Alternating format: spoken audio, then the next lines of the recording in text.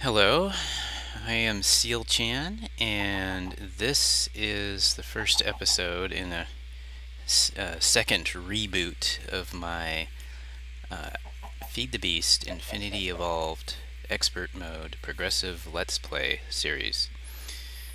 In another video, I talk about what I mean by progressive Let's Play. I have a very specific meaning in mind, and I have worked out a method to enhance playing a game of survival Minecraft so that it turns out to be more progressive and more like an epic story unfolding. So in this and other video series, I will be simply testing my method and showing all you guys what it is I do. In episode 1, I'm going to show you the results of what I did for round 1 of gameplay. Round 1 consists of 3 tasks, typically, and once I complete those tasks, I create another set of tasks, and that would be round 2. So let's get started.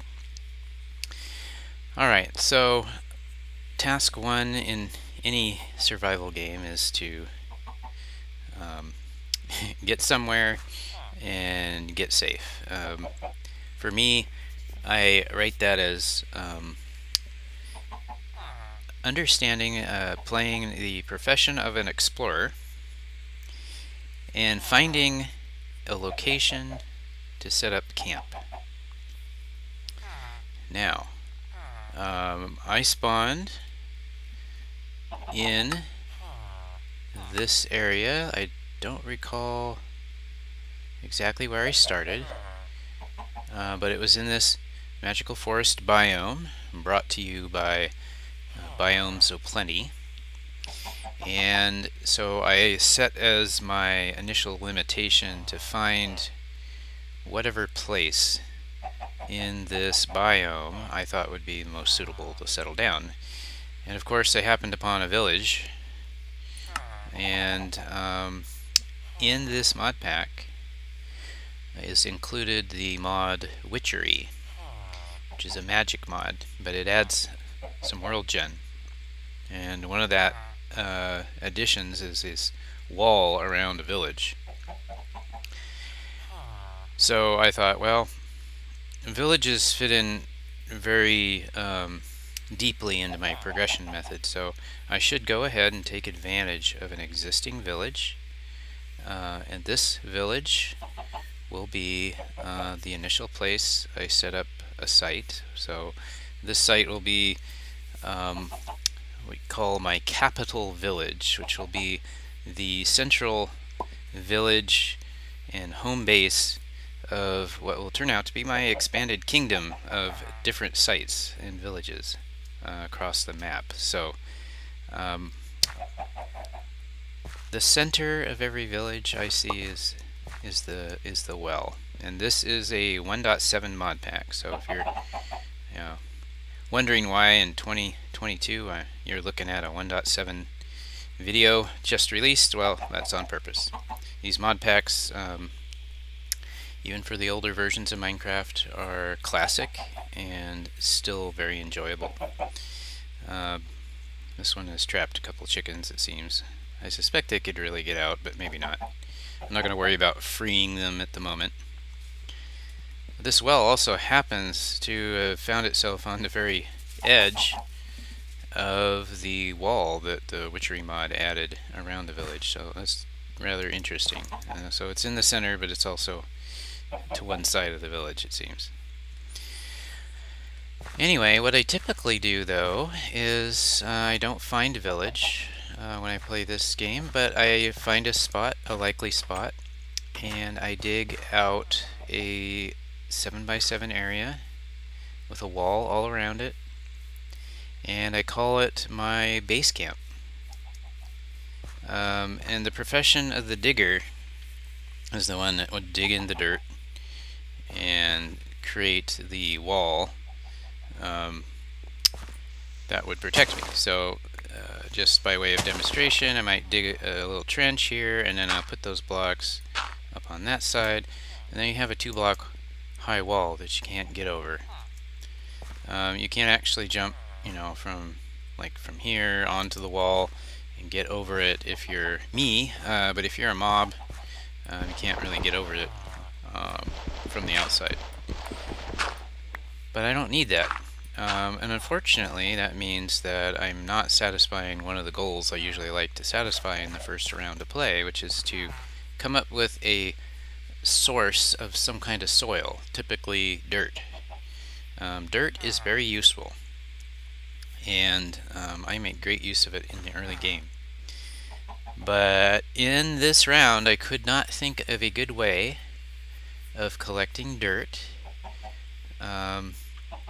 that wouldn't unnecessarily mar the landscape. Because one of my goals, it's a self-limiting rule, is that I try to conserve the appearance of the landscape. If I chop down a tree, I replant it. I don't want to dig a hole and just leave it. For dirt, typically I would like to find a cavern and mine dirt from the cavern.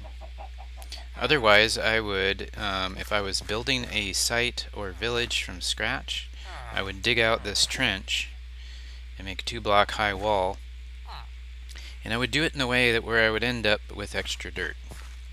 So doing that construction would give me a source of soil right away, and the dirt especially. In a desert game, I make great use of sand in the same way. So one of the tasks I'll have is to figure out how I'm going to get a hold of some dirt. Soil is the first resource in any site that I try to establish a supply of. So already this game is presenting me with an extra challenge. The last task in this round that I wanted to complete was to do the research. If you watch my video, I briefly enumerate all the steps of research. In this round, if I look at my inventory, these are the things that I happen to have either at the beginning of the game. You get these 3 books, including this quest book. I am playing on expert mode in this mod pack, which means that there are going to be special recipes and kind of a guided direction that you have to go. But my progression system should be able to handle that, and I will, in each video, open up this book. I can do it right now and show everyone where we are in the progression system. So this is an introductory page. You can click here to start. Tells you some general statistics. There's reputation, lives, and party. I'm not playing hardcore mode, and I'm not going to be in a party, and I don't know that reputation's relevant either. But if we click here, we can go to the place where all the big different lists of tasks. I guess there's 8 sections currently. Maybe there's more that might be unlocked. If you click here, you toggle, it's like a whole new game is number 1, and you open that up, and these are all basically early game goals to obtain. So I will go through this book as we progress, and as I follow my progression system, and we'll complete the quests. In any case, so for research, I had what I had in my inventory, so I made a list in a spreadsheet of each of these items, and I determined through researching on the wiki how I could get more of those items. That's what I call supplier research. And from that, I realized some of these things were not raw materials like these books. You can craft those, but they're going to, I'm not going to worry about resupplying myself with these books, being able to craft them, until later, so I made note of that. I did note that, like with the egg and the mushrooms and the saplings and these fruits, that they all come as raw materials from somewhere. So I added to my list of future tasks to create farms that would supply me with those raw materials. The arrows are craftable, but they're also a mob drop.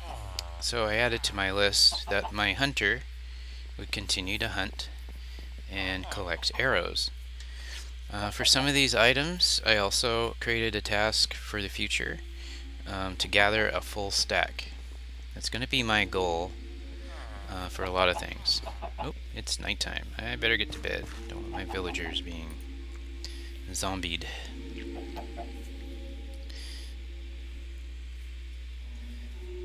Okay.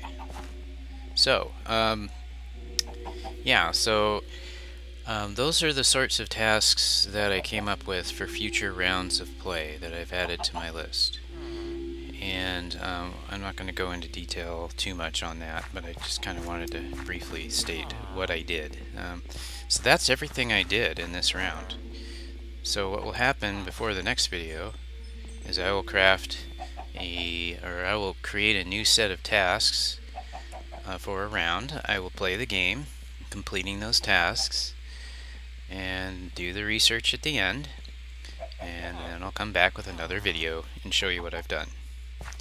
This round-based way of playing is one of the important qualities of how I play a progressive game of Minecraft, and it's one of the things I want to demonstrate to everyone else. And of course, highly recommend that you try creating your game that way. Let's see. I bet you might be curious to see around the village, and after I show you, I think we'll just conclude this episode. So let's take a walk. Let's walk up to the fountain here, and typically, just to make things simpler, if I want to explore something, I'll start by facing north.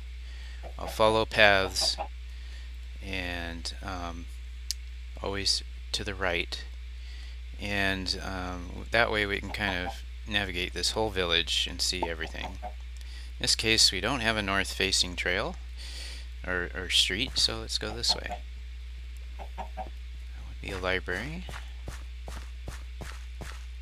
Oh, a skeleton. He's gonna take a shot at me. Oh, and he got me too. Boy, I hate the way those guys have such good aim.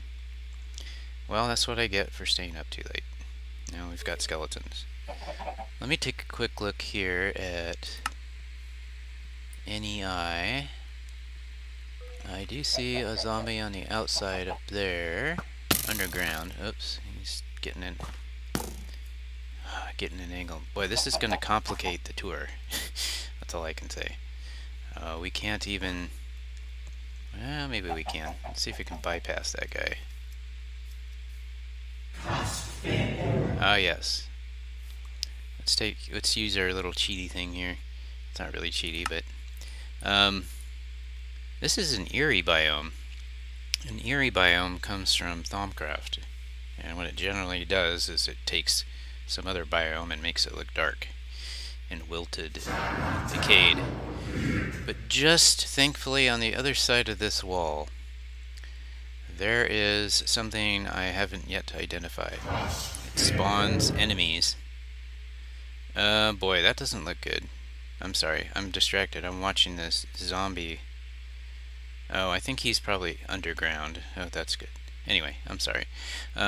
So in this Erie Biome created by Thaumcraft, I think they also created a spawner. There's some bad dudes in here. They're outside the village, thankfully. We can come here and listen to their merry music making. But let's just go this way so we can get around that skeleton. And let's see what we find here. This is quite the structure. I will have to look up again where that comes from. It is from a mod. Oh, and there is the skeleton. I do want to really engage with him, but I guess I'm going to have to. I'm probably going to die here.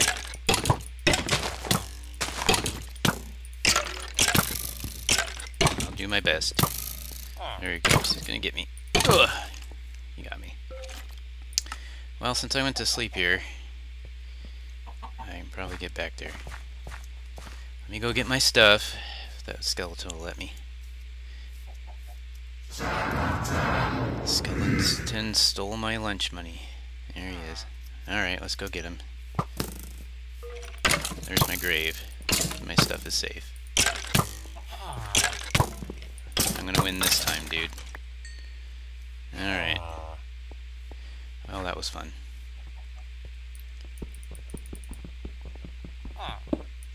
Alrighty, got all my stuff. Kind of scrambled. I'm gonna go ahead and remove this waypoint. I'm not sure which mod off the top of my head. I should have looked at that gravestone. It's probably in the recording. Which mod gives me the ability to come back and pick up my stuff after getting killed. Thank you, that mod. Clean up a little bit here. Alright. Boy, that probably hurts. Okay, let's walk around.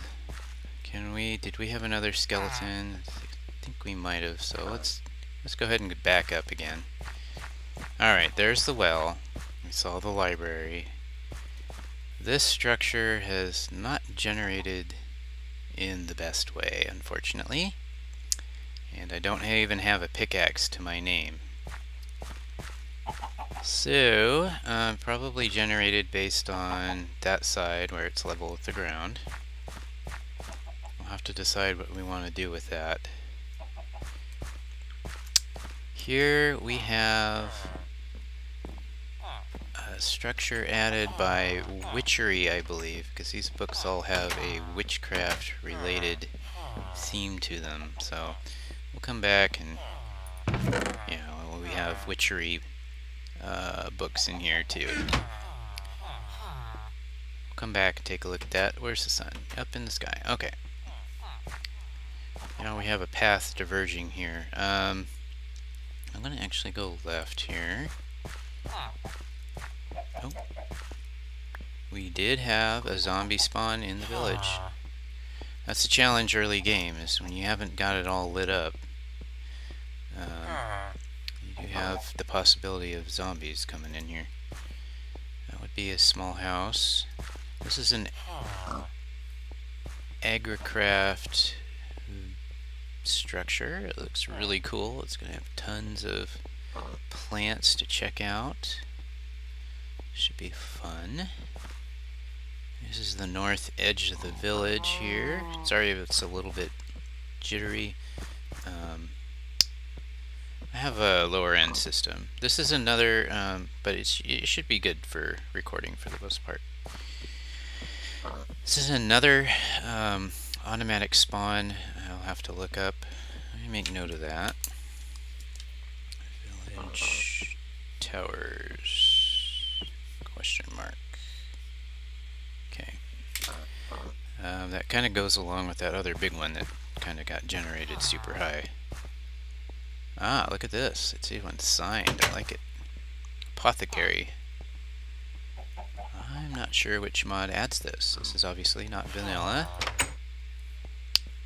So that's the fun thing with mod packs. You can discover what's going on. We have these mossy cobblestone boulder structures. I believe that could be part of Biomes O Plenty, probably, since they created this biome. A bit of random world gen. Got some farms. Not this road. It's a bit crazy. It looks like this building is trapped in the road, so we need to fix that. Coming around this way, we've got this place, another library, and it's hard to see in here. The sun's about to set, so we should make sure we get back to the bed, but there is a gravel road down here. So usually what I like to do is fix these sorts of poorly generated structures. This is the Minecraft church. I'm going to get everything out of the lake and we're going to move things around. So, yeah, that's going to be part of what we're doing here. Did I already just go through this whole village? Let me find me here. So I'm here. We started here. Yeah, that's pretty much it. It's a nice little village. It's not too huge. It's not too tiny. We take a little skip and a jump. We come back to... Oh, I didn't really go down this way. Let's walk back to the to my bed. This is actually very dark, but it's actually the one naturally generated entrance into this place, and it lines right up with this road here. And we have, is that another library? Yes it is. Well, we've got a lot of libraries in here. This road comes up, barely misses connecting with that one. And we get back to here. That's the village. I picked this this house to be my house. It's not quite night yet. I should, in full disclosure, let you know that I started off with one cheat. This is a survival game, but I did allow cheats. I gave myself a bed. And the reason why I do that is because when I start the game, I am not enamored of the absolute terror involved with trying to survive. Typically, the best approach to deal with that is to, get your resources quickly. I'm wanting to play this kind of progressive game, and so its one little flaw is that, and it's not necessarily a flaw, but it's one little flaw is I just automatically give myself one item, a bed. That way I can wander the world at my leisure, pick out where I want to start building my base, and then, truly engage in the progression from that point forward. I just take that one little piece out of it for myself. So, anyway, I should not be choosing to cheat anything else. And, when I die, I'm dead.